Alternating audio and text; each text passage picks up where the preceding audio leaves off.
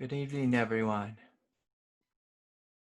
As always, it's wonderful to be here with you. So let's just take a moment and just invite everyone into the room. Take your time to get settled. Find a comfortable seat for yourself. And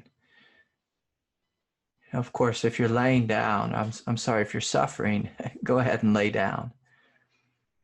It's good just to let the earth support you when you're having a really tough time. Let yourself be held and supported. And so let's just take a couple minutes just to go inward, to remember why we're here. And so I'm going to invite you all just to begin to take some deep, full and relaxing belly breaths.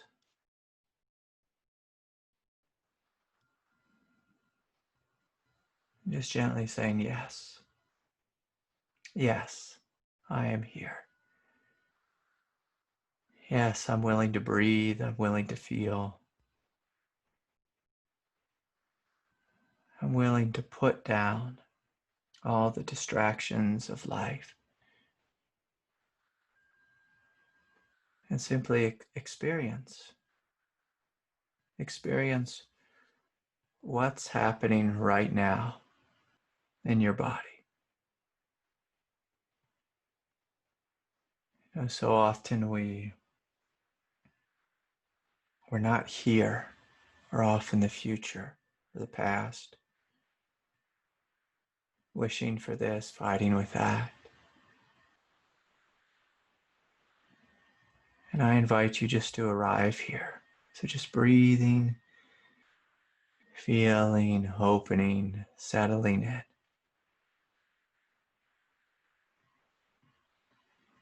And acknowledging what this body, this mind, this emotional nature is going through. And in a real gentle, loving way, can you just breathe some soothing breaths into your body, into your nervous system. So this basic mantra, as you breathe in, I see you, I love you, and I care. I see you and I love you and I care. You loving you. You making peace, creating love, creating a sense of letting go and relief. Right here, right now. So again, just giving yourself full permission to unhook from the past. Unhook from the future. Unhook from your day. Unhook from whatever's happening in your life. Just feel right here what's arising in your body. Feel the spaciousness, the silence, this gentle, exquisite freedom, this intimate healing space, which is holding us right here, right now.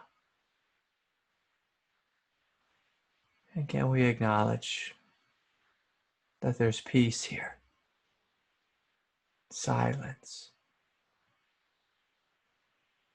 a gentle freedom. So again, just a couple more deep, full belly breaths, feeling your feet on the ground, your bottom supported, and then just smiling and saying hello. Hello, it's good to see you all. It truly is. And so, as always, I encourage you to stay with your experience. Just be with what's happening. And I have a couple of announcements, and then we'll go into some question and answers and this type of thing. And so let me just make eye contact with each of you. Just sending you love. Sending you love, all of you. My heart's with you. My heart's with you. Yeah. Hi, Marianne in San Diego. Hi. So anyways, it's good to be here, everyone. Thank you all for your support, as always. Greatly appreciated you supporting this program, this broadcast, and making it available for those who can't afford to support. So thank you. Thank you, thank you, thank you. And so, I've been doing a good job recently of not looking at the news. But this morning I woke up and can't remember if it was this morning or yesterday morning, and I saw two things that stood out. And one was, it said, here in the United States, we have 100 days until we elect a new president or keep the same one. And so, we're going to head into, the election cycle. And things can get really nasty during these times. And if you live in a big city where there's protesting and rioting and, all this kind of crazy stuff happening, I'm going to invite all of us within the Sangha, instead of going out in the street and throwing rocks or, doing what they're doing in certain cities where they're, both sides are arming up and, basically wearing guns in the streets, which is crazy. So that's the second thing I saw this morning here in Louisville, Kentucky. It's from my home state. I've spent a lot of time in Louisville, and the last time I was in Louisville, I think I saw the Grateful Dead and just was having a wonderful time with a bunch of hippies and, enjoying some music and really just enjoying being human. This was many years ago, many years ago. And, if any of you are Thomas Merton fans, I think Thomas Merton got off a bus. Thomas Merton was a Christian monk, one of the greatest Christian mystics from the last century. And he got off a bus in Louisville, and he had a profound non-dual awakening, just there in the streets. And he just saw love and beauty, grace, freedom. He was just overwhelmed by the experience of life, the experience of unity in the streets of Louisville. When I woke up this morning, I clicked on the news. I saw armed, I'll be blunt here. I'm from Kentucky, so I can say this. An armed hillbilly militia. I once was a hillbilly, by the way, but an armed hillbilly militia. And on the other side of the line, what looked like armed African-American militia. I thought, oh boy, this doesn't look like it's going to end well. And one of the fellas in the crowd wasn't being mindful and was walking around with their finger on the trigger. And they either shot themselves or they shot a couple of their friends or something. But it's just crazy what's happening. If we want to work for change here on planet Earth, shooting each other or ourselves is not the way forward. It is not the way forward. Throwing rocks in the streets and fighting with the police is not the way forward. If we want to change, if we want to create peace, if we want to create unity, we have to walk across the aisle. We have to walk across the line and go speak with the other, whoever the other is, whether it's the police, whether it's the conservatives, whether it's the liberals, whoever it is we're fighting with. can we walk across that line and make friends with the enemy? Make friends. So when I was young, I used to do victim-offender dialogue. And I've said this, often. Victim-offender dialogue is basically, you sit down in the room with the offender, the so-called offender, the so-called victim, and you help these two boys and girls, these two beings speak. You help them to communicate. You help them to listen. And there was times it got really heated. Almost always, I had my own inherent bias towards the victim. But I had to be willing to be unbiased, to sit, to listen, to hold the space of love for both parties. I would call upon the grace of God to enter the room because I knew that I wasn't big enough to hold these two. And afterwards, I was always moved to tears by what happened. Simply through listening and holding space. Now, I've also, when I was young, I was also a rioter. I threw rocks, I spray painted, I got up in the face of the police, when they had their shields and they push you and knock you down and this type of thing. And I realized, about after 45 seconds of being at a riot, this is ugly. This leads nowhere. This leads nowhere. This does not lead to change. It does not lead to change. And so we are at a very wild, crucial tipping point right now. We have this pandemic happening. The last thing we need to be doing is gathering in the streets, breathing on each other, screaming at each other, throwing rocks at each other, kicking tear gas cans or throwing tear gas cans. It's the last thing we need to do. My mother and my aunt just got the coronavirus. My aunt got it for the second time now. And my mother got the coronavirus and what looks like measles. And so I'm praying for her and holding a space of love for her. But at a time right now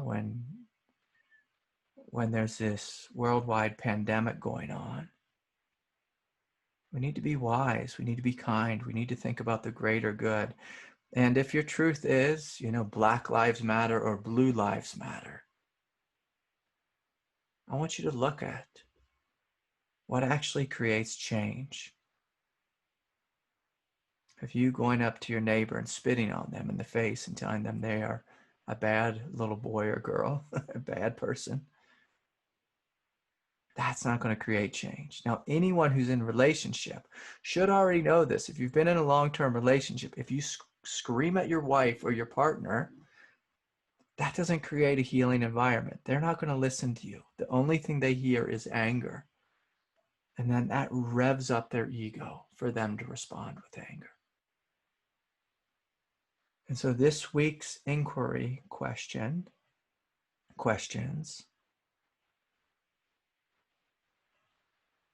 are, am I willing to work for peace? So God needs you, by the way, to work for peace. God needs you to be the sane individual. The sane individual, maybe in your home, in your family system, in the relationship, on your street. Am I willing to work for peace? Am I peaceful toward myself? So normally the most violent people are inwardly violent. They're fighting with themselves. And then, of course, outwardly violent.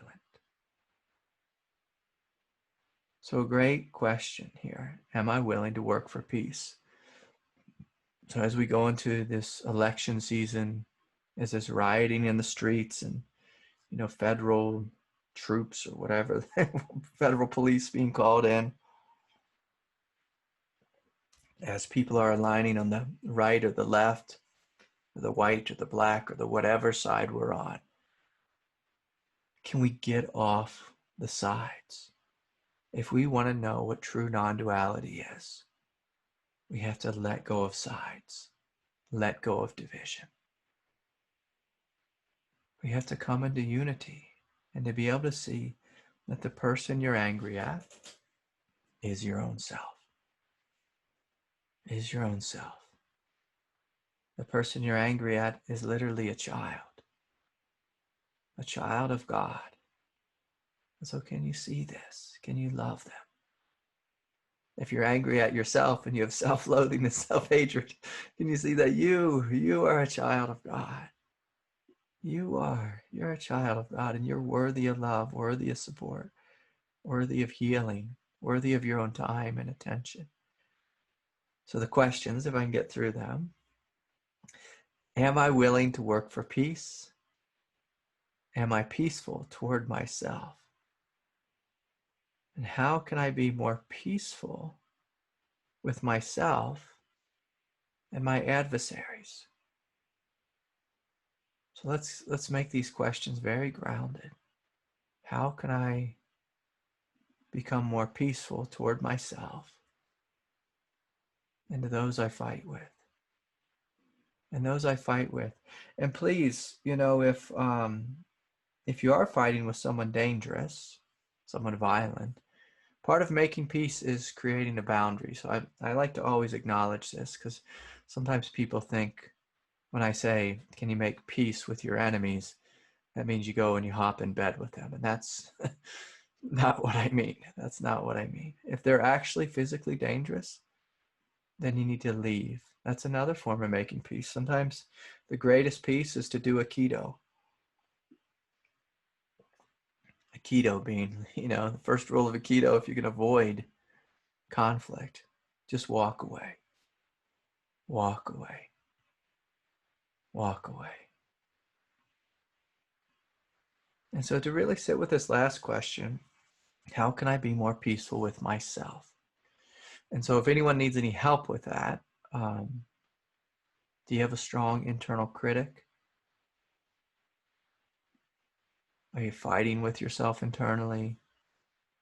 Like, do you love yourself, or are you trying to use spirituality to get rid of yourself? So, and of course, that's not compassionate.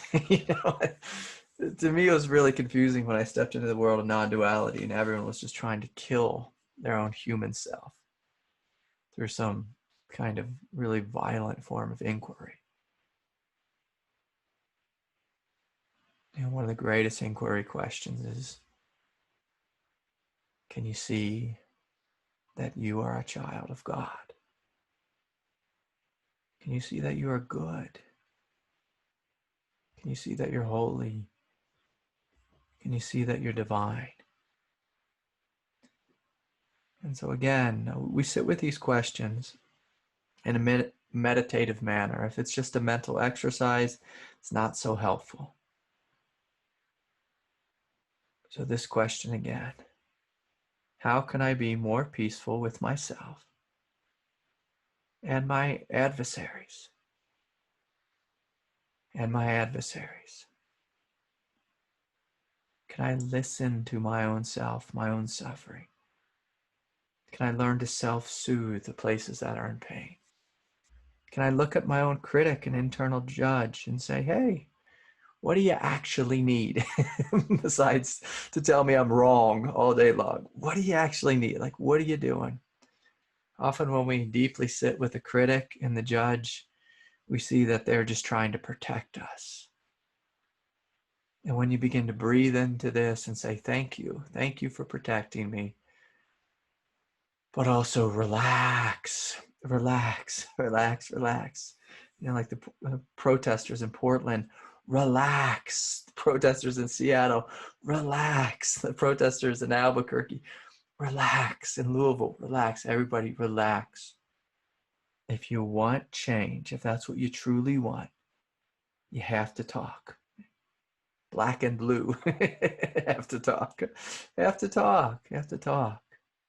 The police forces don't need to be defunded. They need greater education. They need more funding. Just like people struggling with poverty, they need more funding, more support. We don't need more guns. We need to learn how to de-escalate. It's a great skill on the spiritual path. And this is a great skill to have. While we're in a pandemic, while there's rioting in the streets, while people are losing their minds, I mean, if you're just in a relationship, it's good to know how to de-escalate. If you sit in some of that San Francisco traffic, you have to learn, or San Diego traffic, you have to learn how to de-escalate. De-escalate, breathe, feel, experience, and let go. So de-escalation is a great skill on the path. And if you don't have this skill of de-escalation, you end up being a slave to your emotional nature. And if you're bored and you're not working and you watch the news or you see something on social media, an act of violence, I understand that you want to protest. I understand you want to go out in the streets and say this isn't right. But we have to be mindful of what actually creates change on planet Earth. Very few times has throwing rocks at our neighbors created a great harmonious change. It doesn't work. It doesn't work. It doesn't work. But how many are willing to, do what they were doing back in the 80s, where in Los Angeles, the Crips and the Bloods would play football against each other, and then they'd play against the police, and they learn to smile and joke and laugh and see each other and get out a little bit of angst through actually communicating and playing a sport and learning to love each other and to care about each other and to build a sense of community and trust. And trust. There's this priest, I wish I knew his name. He does real similar work in Los Angeles, as he brings the two different gangs together. And even when, one has shot the other, if one person has shot the other guy's brother or killed him or whatever it is, he'll sit in a room and create peace, create love, create healing, create forgiveness between, a murderer and, a victim's family. To create peace between gangs. And it's like we're all in some kind of gang right now. I hope we're in the spiritual gang and not in the, black or blue gang, and just throwing rocks at each other. I hope we're in the human gang, where we say we're going to learn to love each other. And oftentimes that starts with you learning how to love yourself. And so for people who've been deeply abused, oftentimes you have to learn to soothe your own pain, to meet yourself with absolute love first and foremost, before you can begin to listen to another. One of the reasons we scream at each other is because we haven't first listened to ourselves, and we think it's their job to listen to us. But we have to learn to listen to ourselves first. And this is a big part of what meditation is a big, the biggest part of the spiritual path is you listening to your pain, your suffering, listening to your brilliance and your beauty. And so I encourage you to sit deeply with these questions. Am I willing to work for peace? Am I peaceful toward myself? How can I be more peaceful with myself and my adversaries?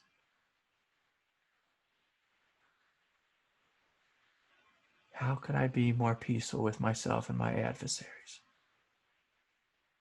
And so I encourage you to sit with these questions. So from last week, I asked a different set of questions. What do I want? And what am I willing to surrender that stands between me and the truth?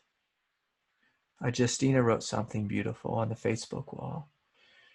And for those of you who don't know, I post these questions on the Facebook wall. Craig, when you first asked this questions in satsang, the first thing I felt inside was a sense of expansion and a desire for greater expansion of my being. Yes, beautiful. This expansion feels like love or life force energy that wants to express itself and explore. It feels joyful and alive. I am willing to surrender my fears that stand between me and this loving expression of my soul, specifically the fear of being myself and the fear of going into the unknown. The fear of going into the unknown. And see, again, this is the skills that we're learning. These are the skills we're learning. Can I walk into the unknown? You know, as a young kid, I was terrified of the police. I've told this story before, but I used to get in a lot of trouble as a kid, or I hung with people who got in lots of trouble, and I saw many of my friends, you know, how can I say this politely on without getting in trouble with the YouTube police, but I saw a number of my friends just get, you know, the pulp beat out of them, you know, by police officers. And there was this time when I just carried, you know, an inner rage, you know, toward the police, but also a great fear. And I can remember one night I was driving up to my teacher's house, and I did a California stop, which means you don't stop. You just kind of roll through a stop sign. And I got pulled over, and the policeman came up to the car, and I was just shaking all of a sudden. I was having a trauma response from my childhood, from seeing a couple of my friends, you know, get the pulp beat out of them. He looked at me, you know, he's like, "Are you on drugs?" And then we figured out pretty quickly I wasn't. He says, "Everything okay?" And I just told him, "Hey, no, I'm sorry. I'm shaking. I had some friends get beat up, and I've been knocked around by police in the past." And, you know, he was just so kind and so gentle with me. He stopped and he listened to me, and he was kind, and he just let me go with a warning.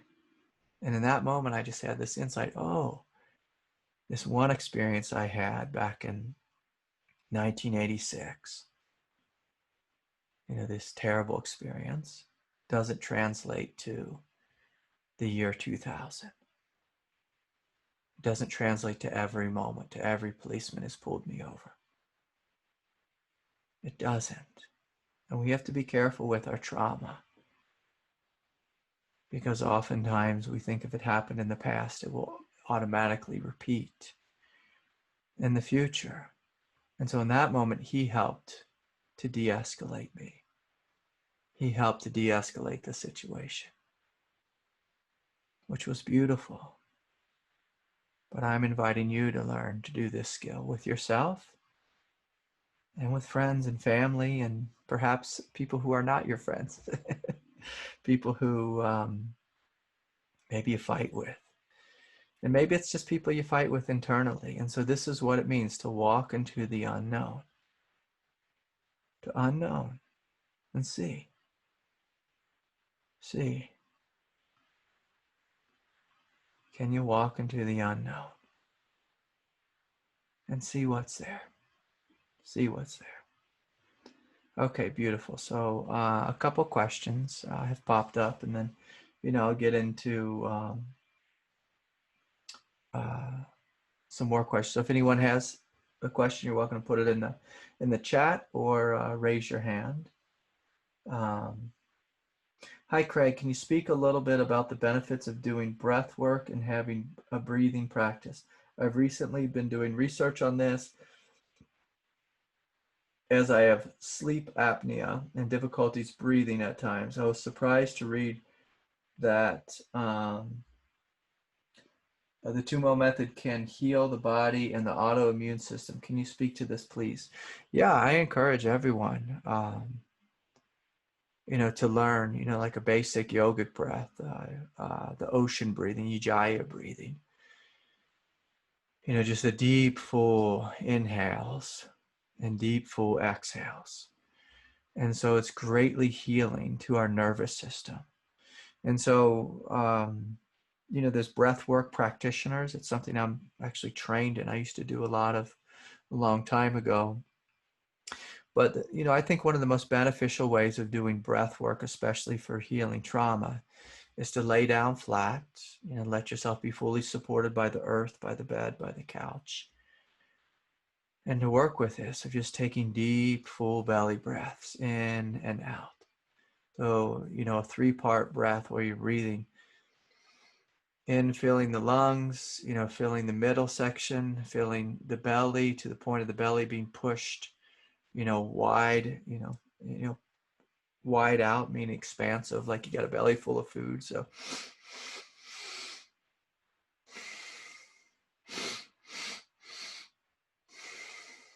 and you'd be amazed at if you do that breath for 3 minutes, what will happen to your consciousness. If you do it for 10 minutes, if you do it for 25 minutes, if you do it for an hour, you'd be surprised. The first time I really did these breaths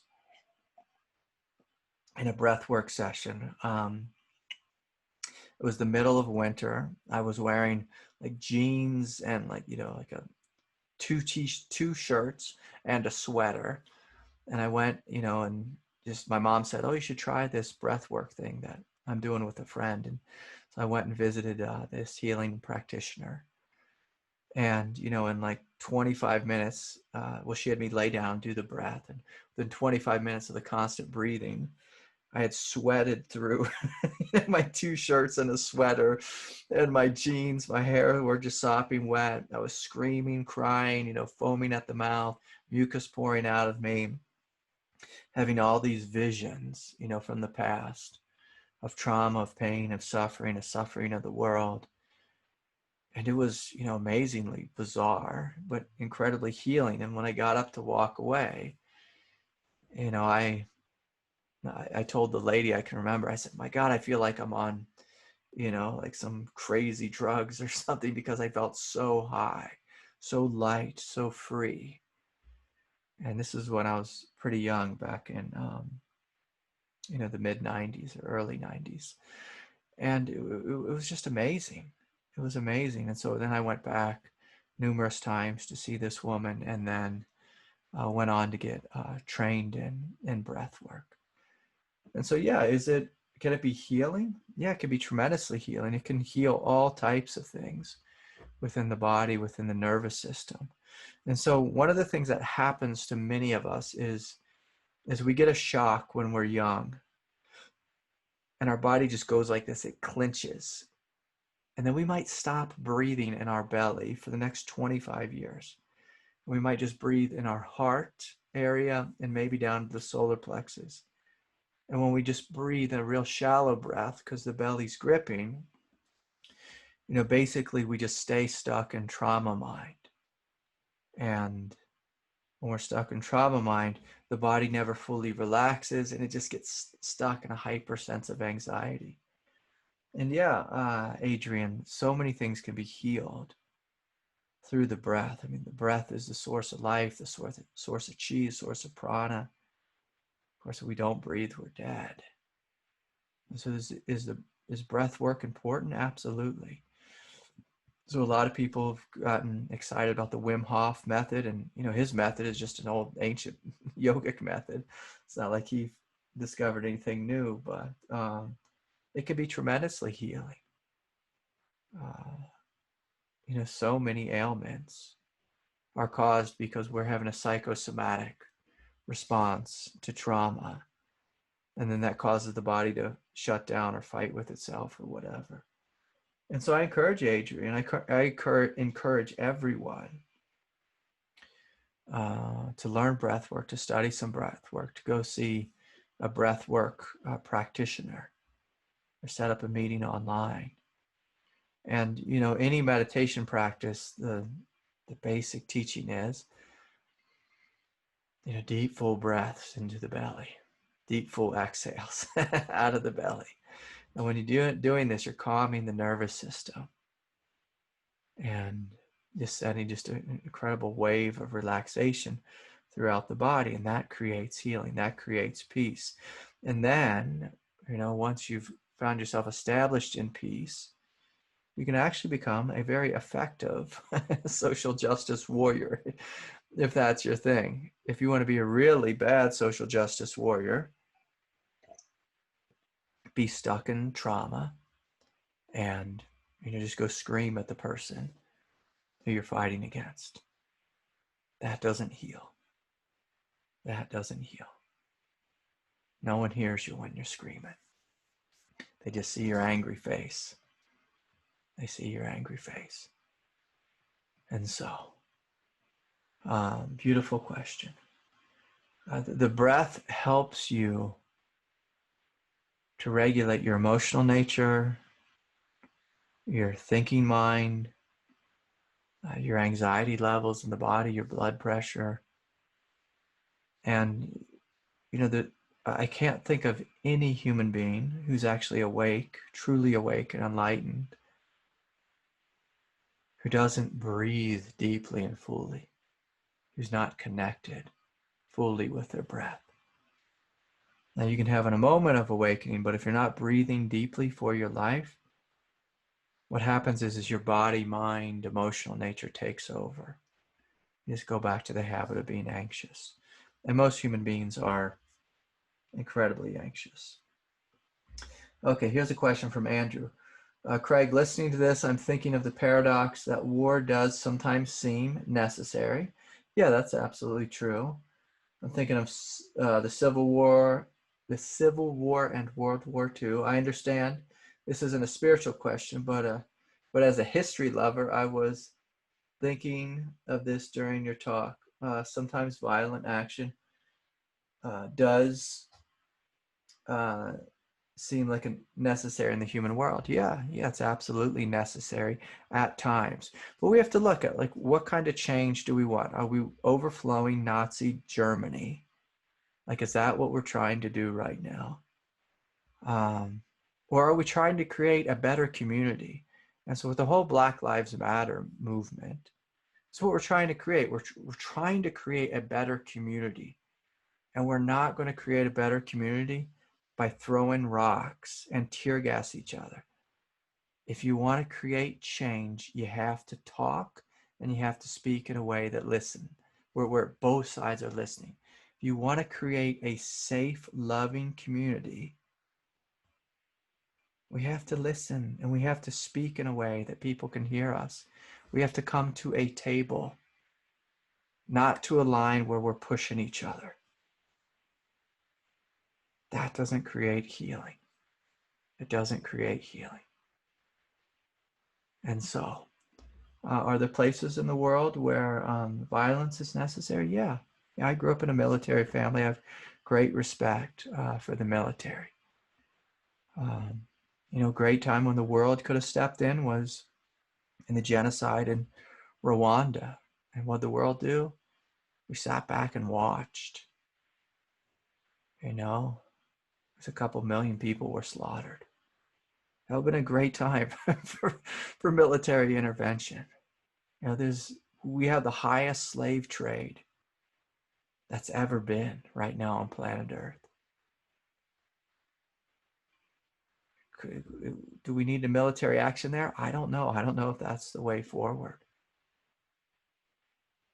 We certainly need community education. We certainly need to make it a priority to end the slave trade. That's happening right here, right now. Absolutely. I mean, our planet is on fire. And are we going to fight climate change? That's the way the human psyche thinks in terms of fighting.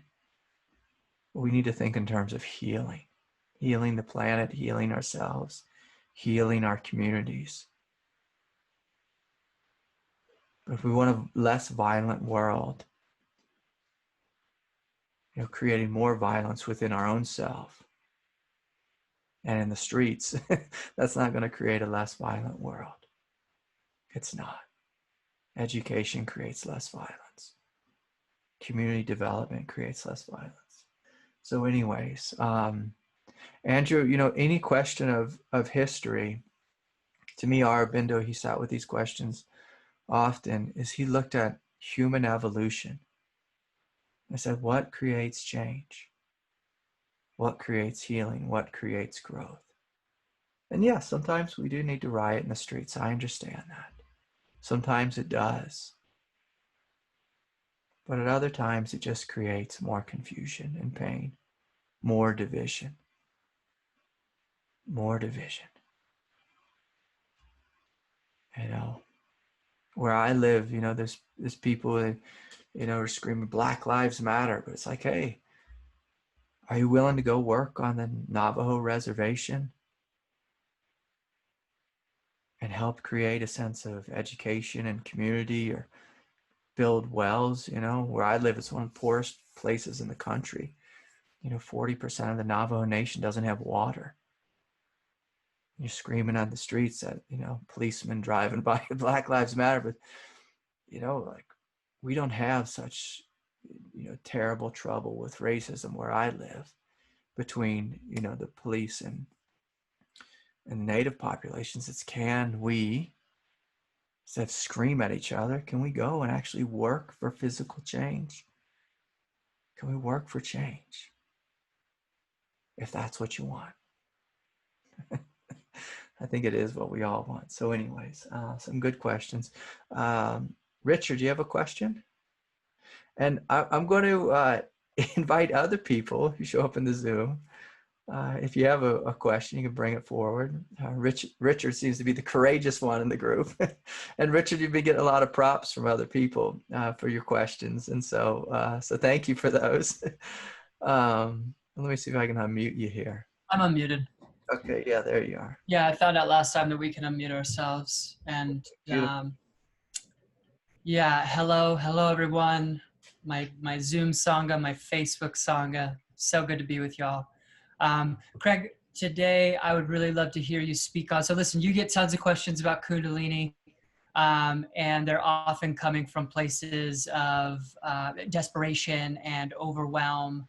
And I appreciate those, and there's a time and a place. I'm really wanting to dig into your teachings on a more mature relationship with Kundalini. So, Kundalini as goddess from the tantric tradition, the kind of blessing that someone has when Kundalini is awakening in them. The way that we can have a relationship with that force and even ask it to potentially calm down for those people who are in crisis, though that may not happen.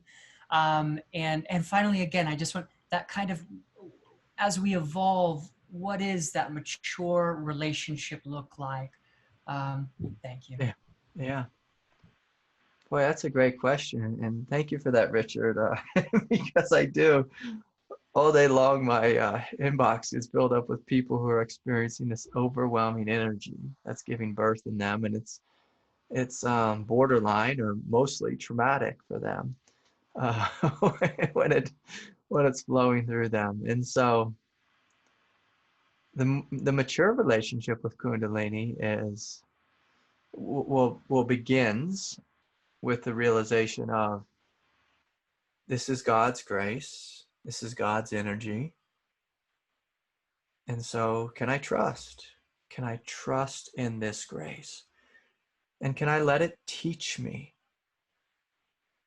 Can I let it teach me? And what is it trying to teach me right here, right now? And so say, for example, you're experiencing a tremendous amount of energy and you're feeling traumatized by it. One of the things we can learn is we can learn strength, unconditional love, unconditional trust. We can learn how to soothe our body. And so back to what I was speaking about with Adrian, it's through our breath that we soothe our nervous system. It's only when our nervous system is soothed, when it's calm, that we can have a mature relationship with anything, whether it's God or our partner. If our nervous system is not calm, we can't have a mature relationship with traffic. You know? And so the biggest thing on the path, if you want to step into maturity, is to first step back and unhook from the thinking mind, which is inherently just amped up with trauma and confusion or grasping or, you know, desire or chasing. So you step back, and when you step back, the first thing you realize is there's peace here. It's something I just love to do. I love walking in a room and just noticing how much peace is here. I love going outside and at night and looking at the vast, immense dark sky. And then within that dark sky, just to see this line, I'm trying to think, it kind of goes across my sky like this, to see the Milky Way. And the Milky Way is basically like what Kundalini is, arising in vast, spacious freedom.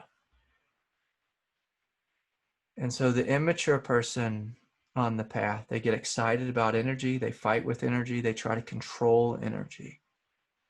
The mature one steps back into vast, spacious freedom, and they see, oh, there's space for everything. There's room for everything. And specifically with Kundalini, you can just ask a very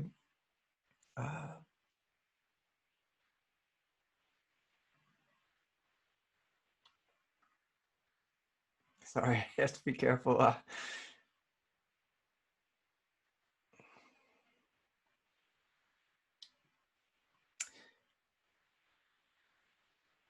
Sometimes when I step into the flow, it makes my mind disappear.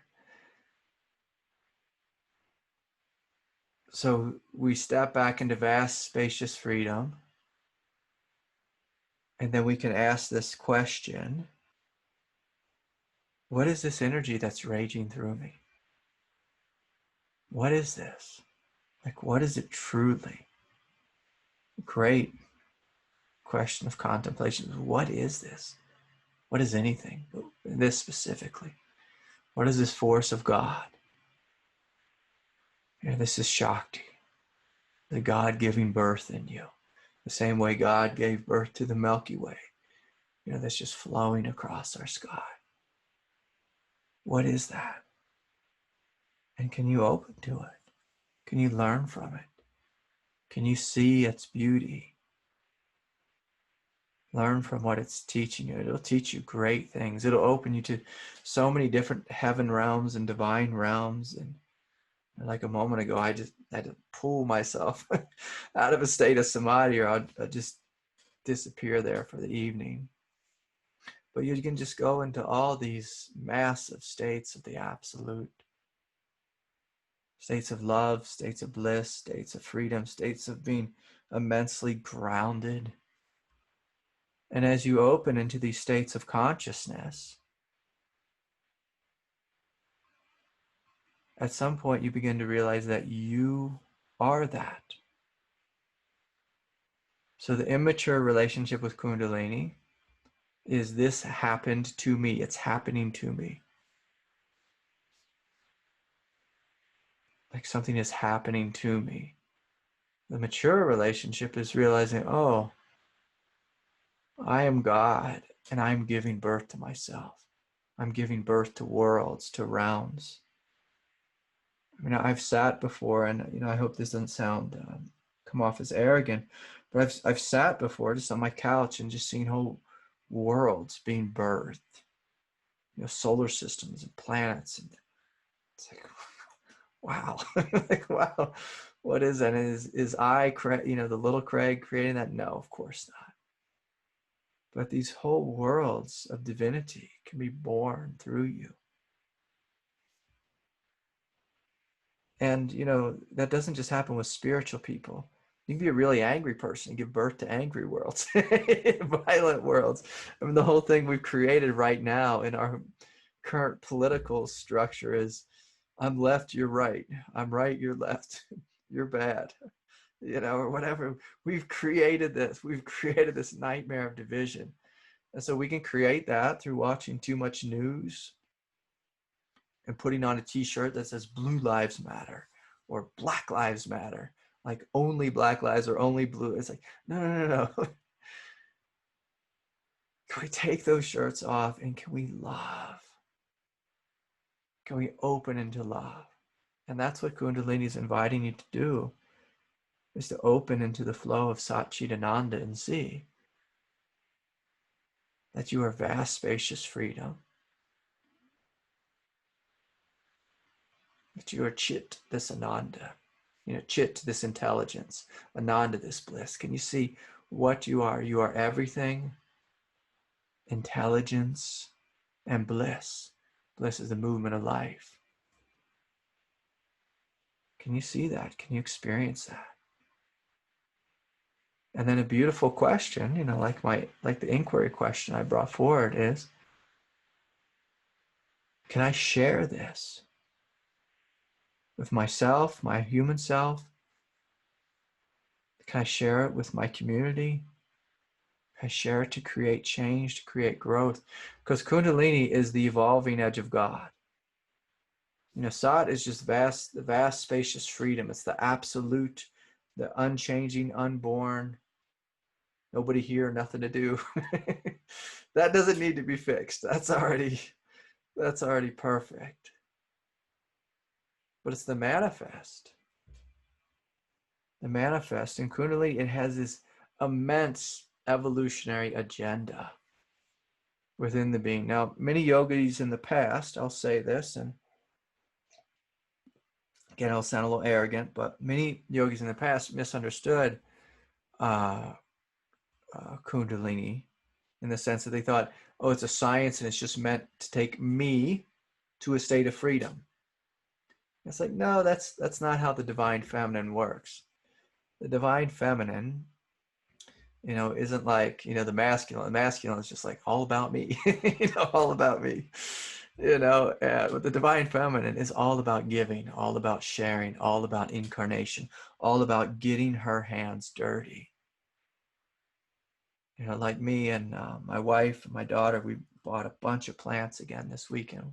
It's had a wonderful time out in the garden and, creating life, building life, supporting the planet, growth in form.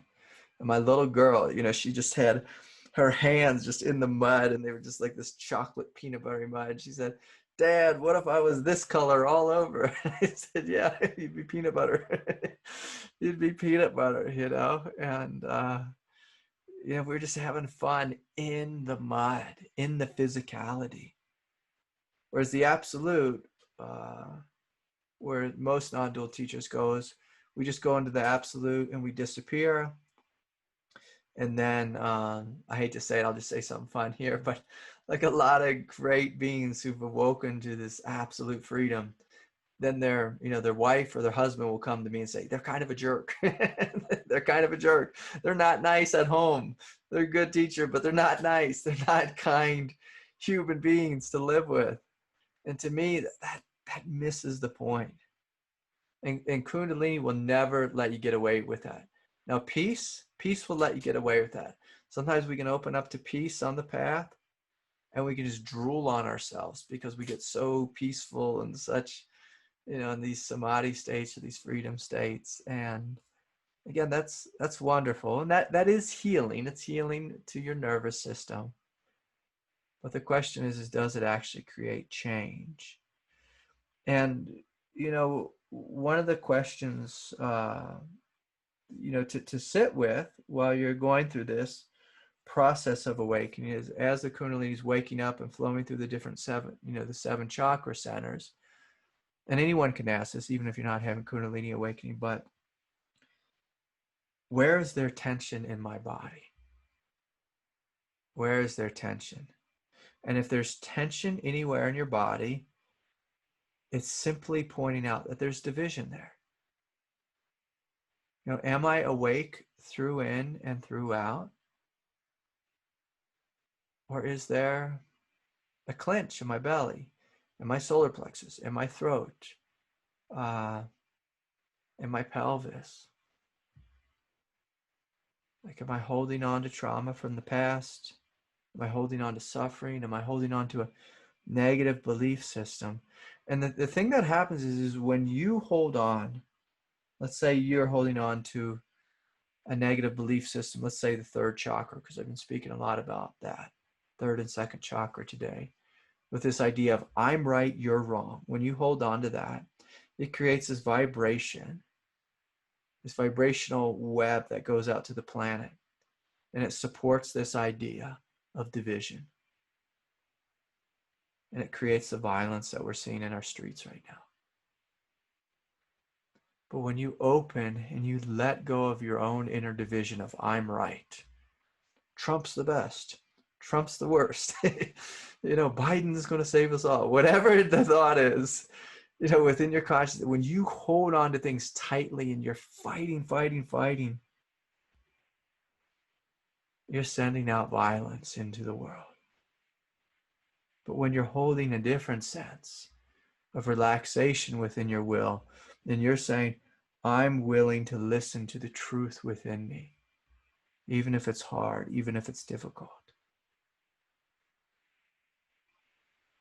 Then that raises the vibration of the planet, of your community, of your house. And so this is what we're inviting, this is what Kundalini is inviting. And this is why, and again, we just forgot about Kundalini for a moment. Most of us are beginning to realize that there's more and more people waking up on planet Earth. Why is that? Like, why is that? Because something great is being born right now. And when something great is being born, oftentimes a lot of darkness will come into the light.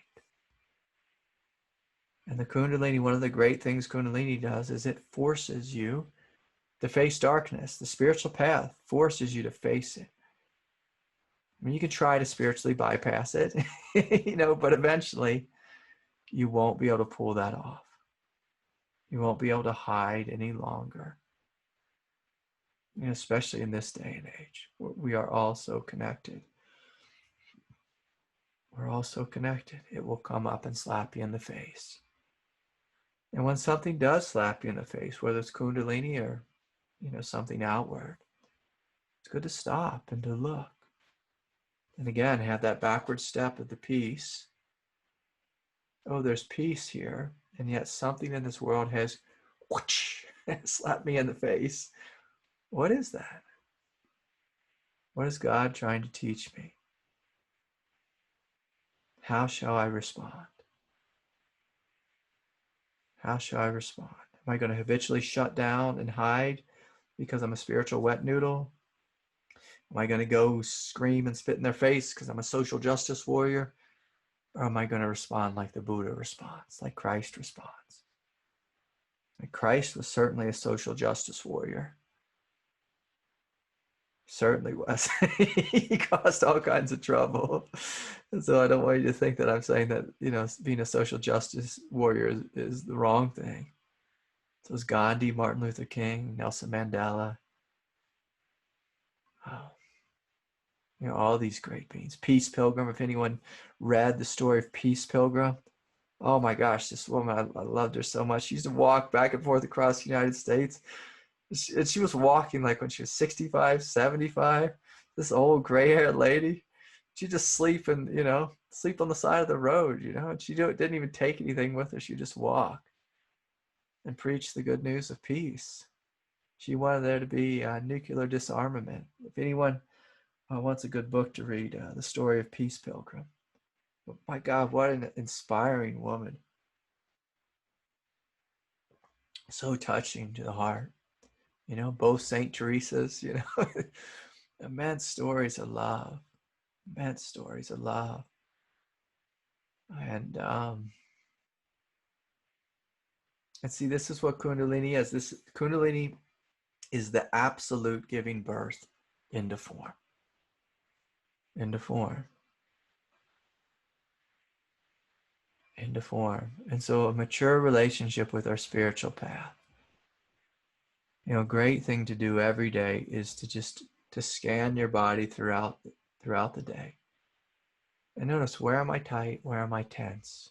Where can I open? Because this absolute peace, it doesn't just want to be up here in your third eye chakra. It wants to be in your heart. It wants to be in your belly. It wants to be in your pelvis, your legs, your feet.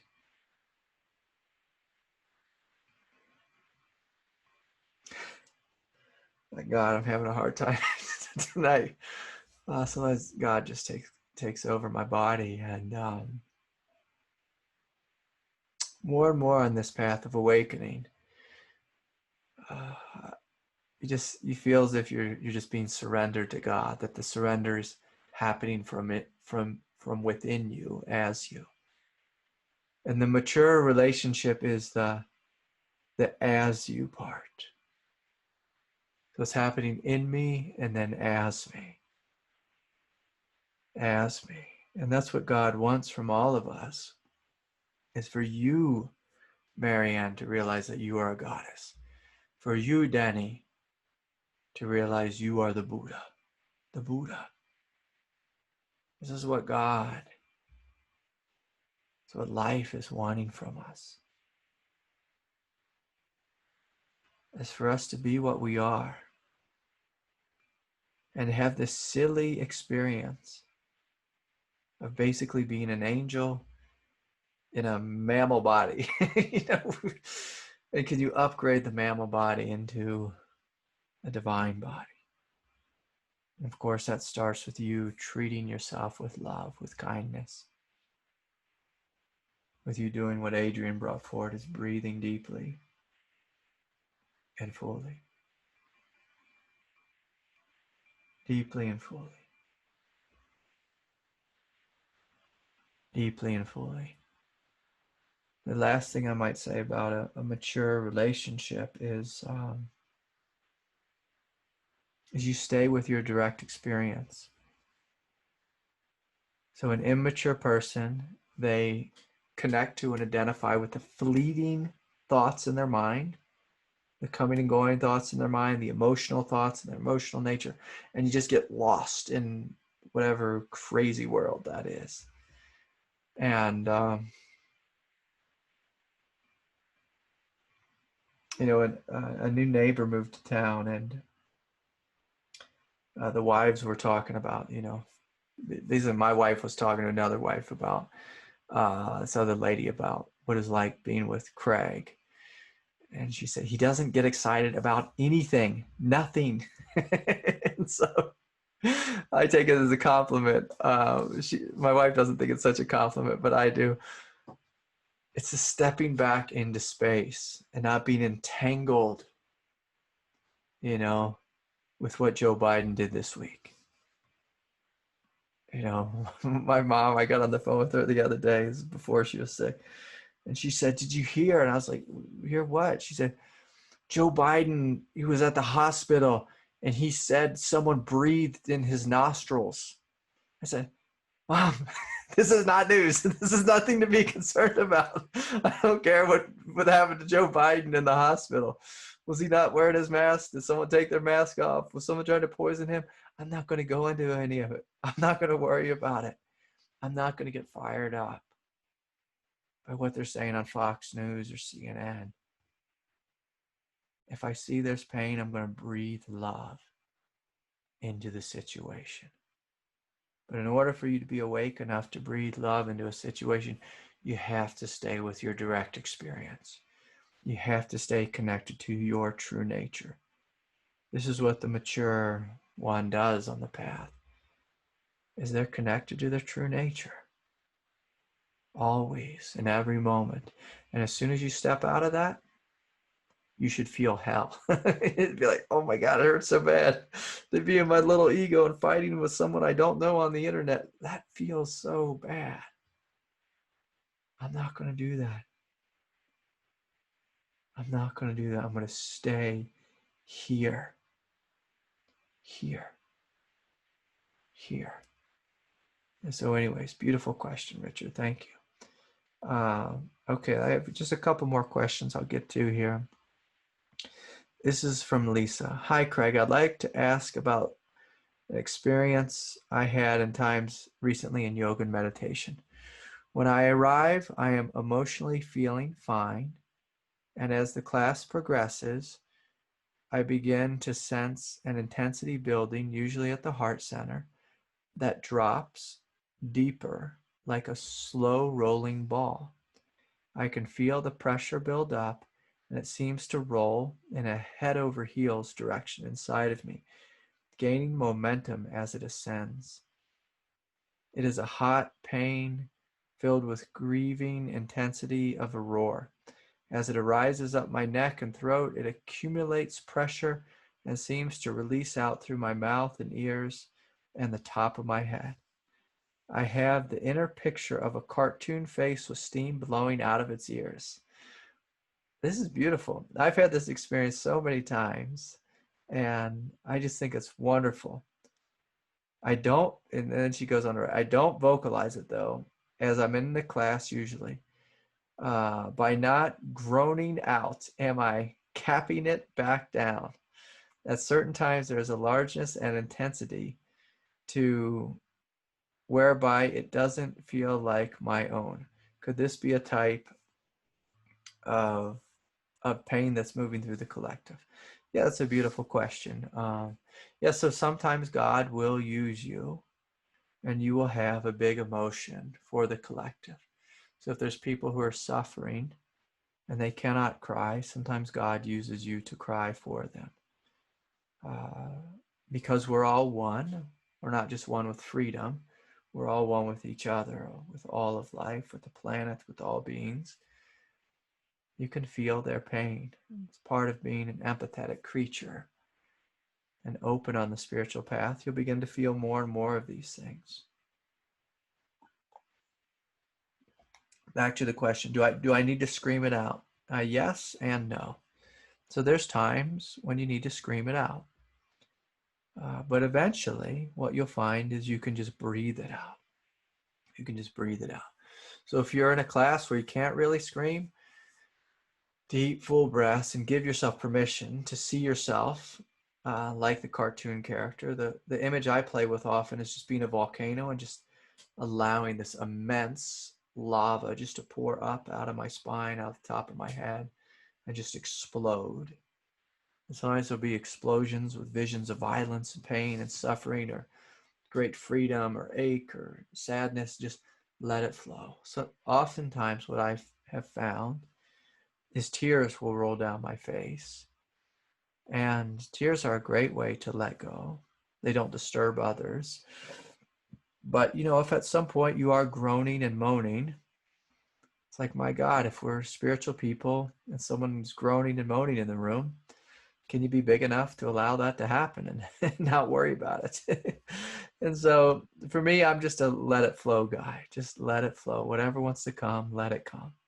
One of the things I found is if you can't really fully let it out in the moment, if you leave the situation or say an hour later when you have left, to give yourself permission to let yourself grieve on your car ride home, when you're sitting in your, quiet abode by yourself, and just let it flow. Let it flow. One of the things I found, if I just take deep, full breaths, oftentimes I don't need to scream it out anymore.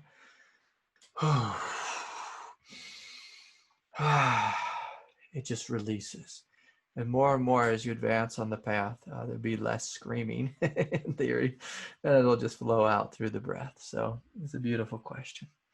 Here's a question from Mel. Hi, Craig. Last Thursday morning, the meditation was really powerful. During the meditation, at one point, I had a lot of energy coming in. I kept feeling the urge to vocalize and was repeatedly seeing a black triangle I was repeatedly seeing a black triangle backlit with white light. Is there a meaning to this? Yeah. So oftentimes when you see, like a triangle, or, basically it's a doorway, or often it's a doorway that you can walk through, that you can step through.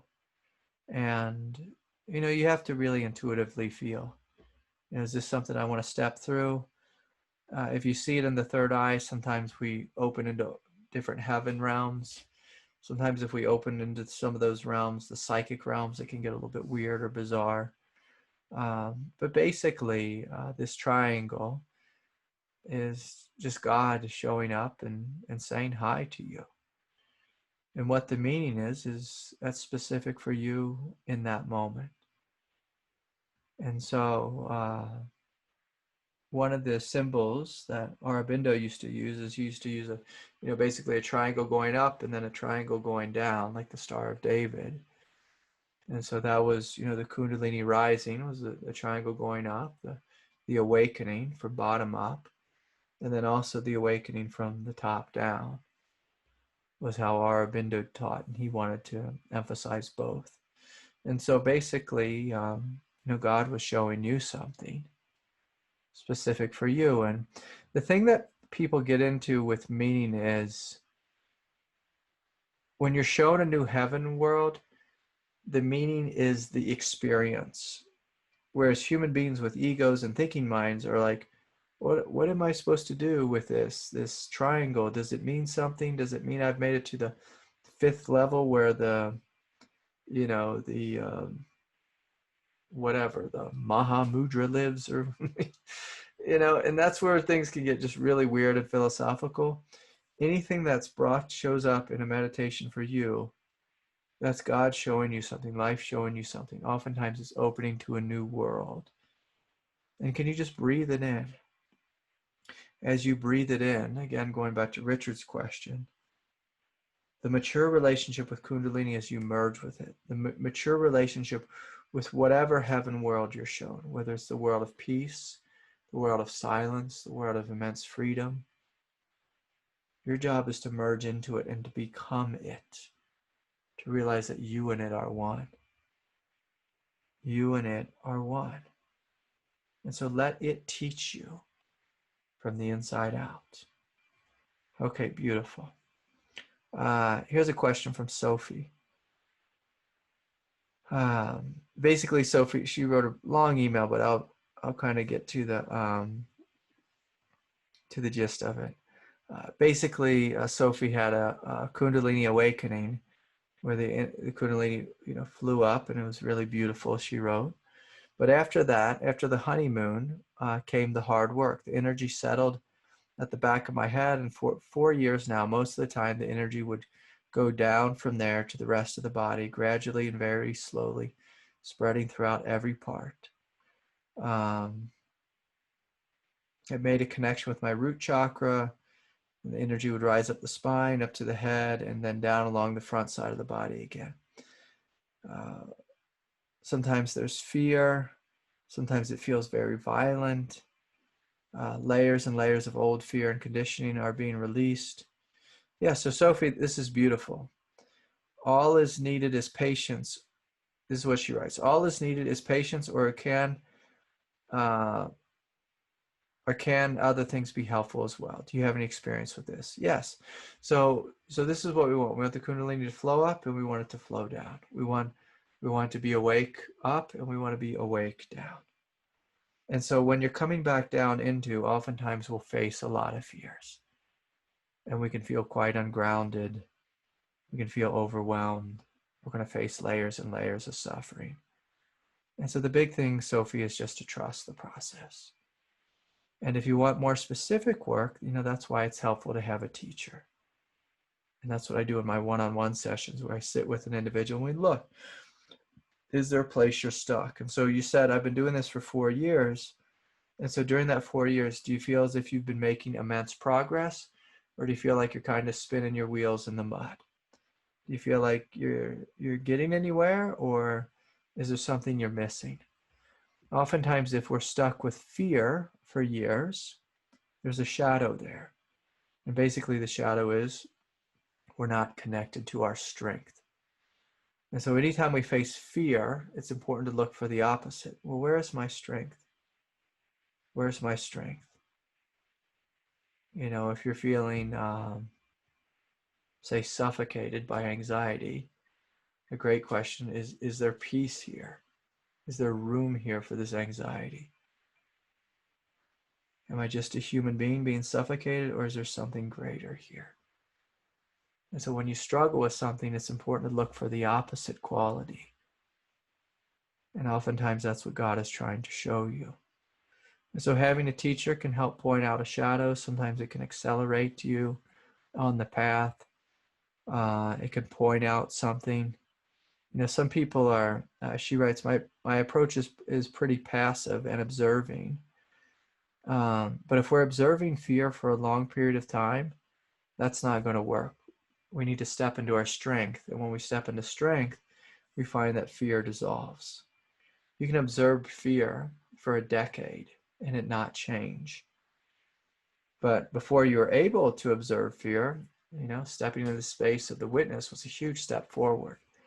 After you've mastered that for a while, then we need to discover some of our other divine qualities. So anyways, I hope that was helpful.